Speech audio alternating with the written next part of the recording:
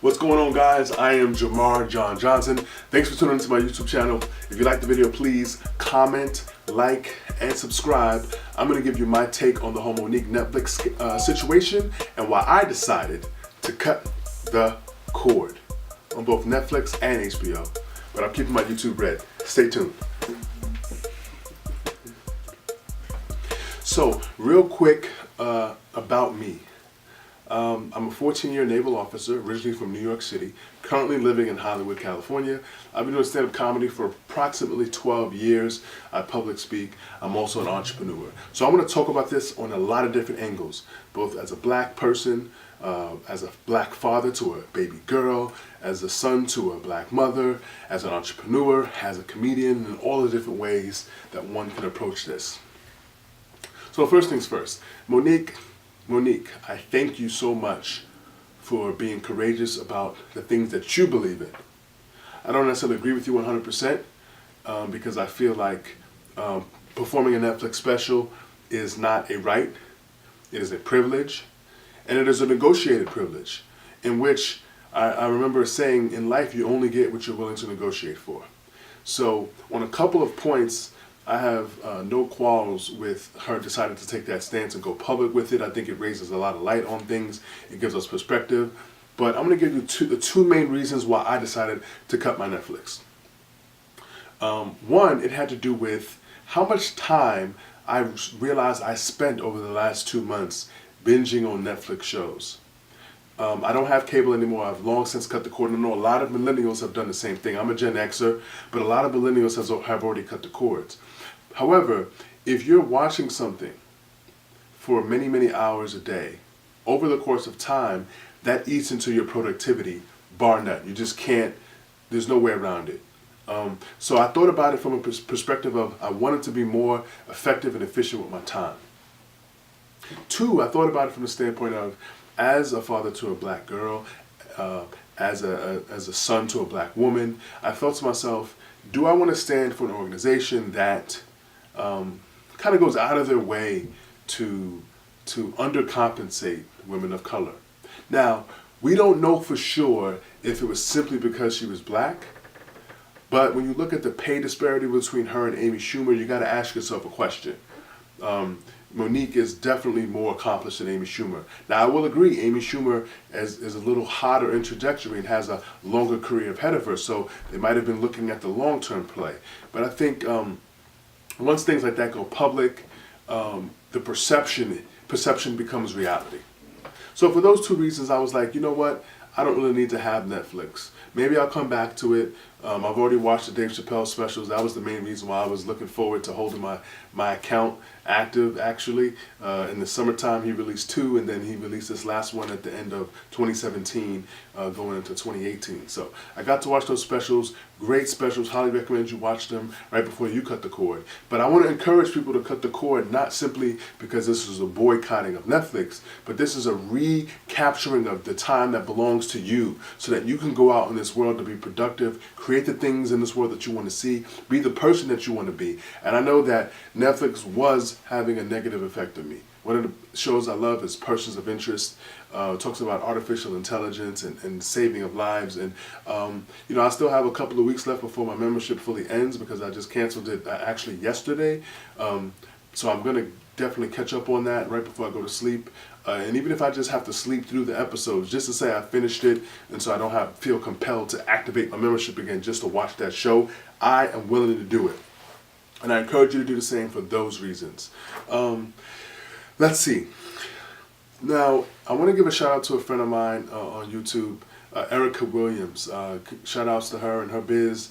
Her channel is growing. She gives great information on investments and passive income and just building your businesses. And so I've been friends with her for a couple of years now, and she made a commentary about this as well. And I realized that there are a lot of people who are just going to make content about this because it's a timely piece. And if you want to stay current and you want to stay in the search results and Google Analytics and all that stuff, but honestly for me, this hit me on many levels because I've been doing stand-up for 12 years.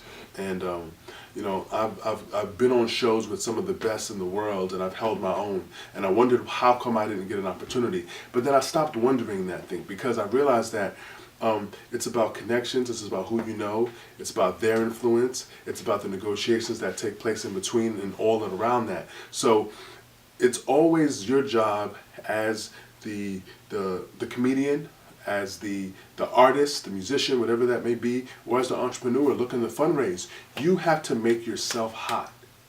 You have to make your product desirable, right? It all comes down to sales and marketing. Now, I work in sales and marketing during my day job, right? I sell life insurance with a nationally recognized company. And I realized that I never really sell life insurance.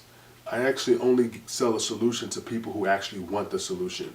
People who have no clue about it and no desire for it, they never buy anything. They say, oh, thank you for the lesson, thank you for the time spent, I'll let you know when I'm interested. And they obviously never buy anything. And it doesn't matter if they have children, if they're married, if they're not married, it doesn't matter. If they weren't really looking for the solution to begin with, you're never going to sell them anything.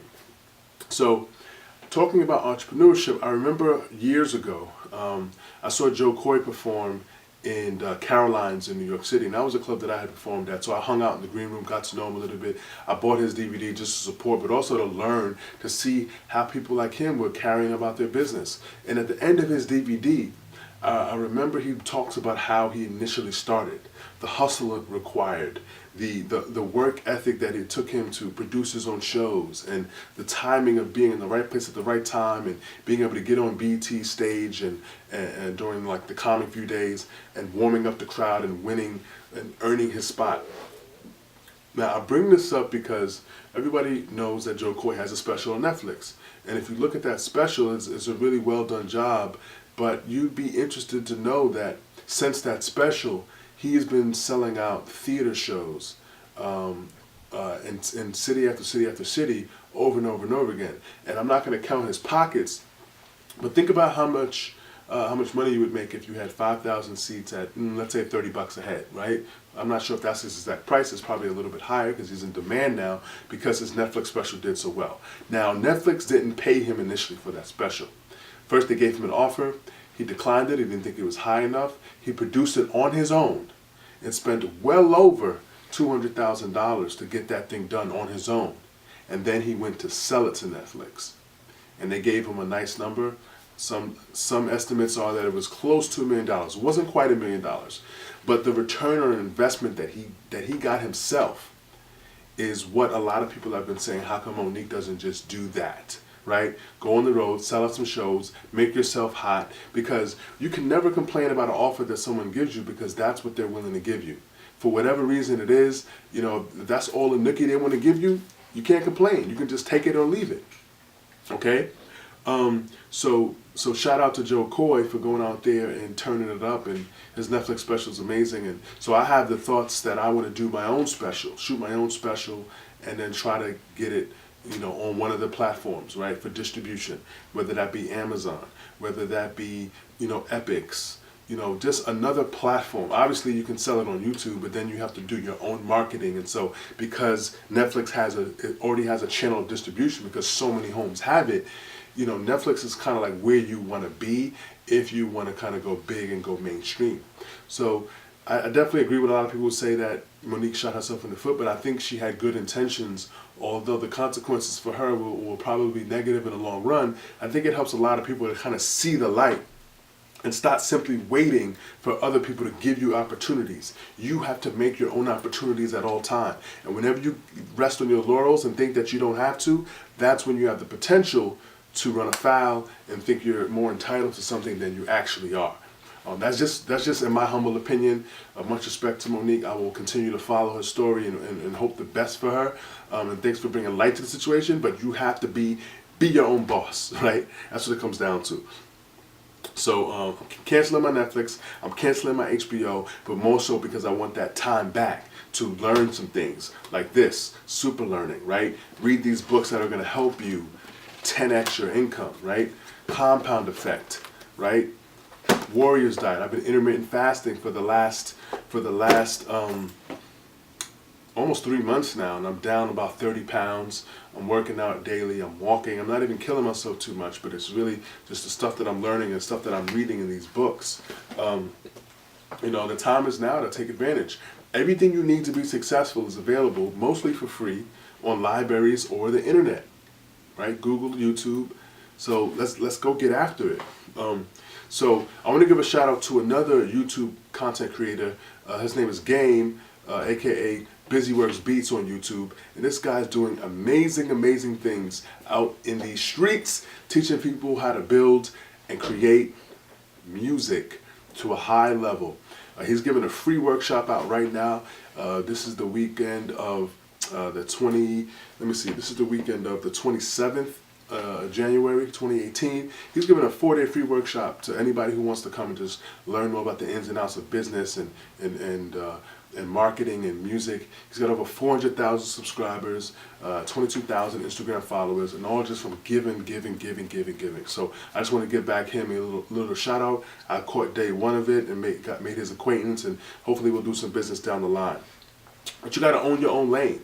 Now, shout out to him for being on YouTube and having 400,000 subscribers. But the big challenge is how many of those subscribers are on his personal mailing list, or even better yet, in his personal phone, right? Because that's a connection that can't be lost if something happens to your channel, something gets shut down, right? So you got to own your own lane. Definitely check out Byron Allen, basically a self-made billionaire, and he started in the mid-'80s at the same time as Eddie Murphy, but he went to a different route. He went to the route of, hey, I need to own my channels, own my productions, and he did that, and now he's basically a billionaire and has some cable channels that he now owns.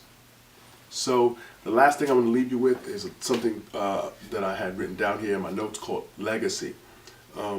So what I realize is, as someone who sells life insurance, there are more people who spend money on entertainment than they do for their own legacy.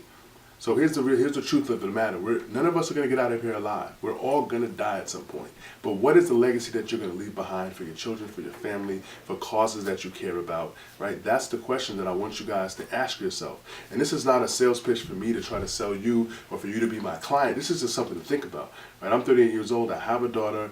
I have $2 million of life insurance to my name. So if I pass away, I know her life and her children's life, that they're set forever. And it's a little sacrifice that I have on my part, to cut out the Netflix and the HBO and make sure that I got some basic things in place.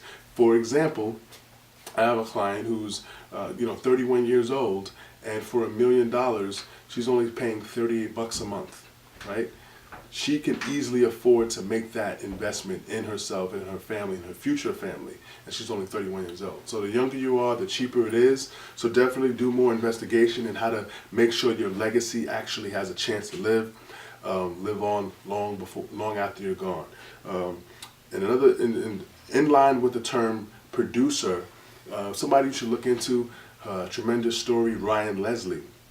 Ryan Leslie not only made over $2 million with only 15 or 20,000 albums sold, but they were all personally through him. He had a personal connection with every one of those customers and was able to make all of that revenue off of creating experiences for their the customers and the fans. So one of the things I would actually say to Monique is, Monique, create an experience event. Invite a select few people, 100, 200 people, right? Charge them $2,000 a piece and generate the revenue that you need to produce a special on your own terms, because I'll definitely support it. I want to see what you have to say. None of us need to fear having to rely on only one platform. The world is ours. The internet is wide open. I have a friend of mine named Royce. Shout out to Royce. He just did a deal with Nas. So be on the lookout for some amazing stuff happening over there. But all of these things are happening are not on the main platforms. There's a book called The Walmart Effect, but there's also one called The Long Tail. And it's just the story of Amazon and how they dominated. And there's so much in the long tail.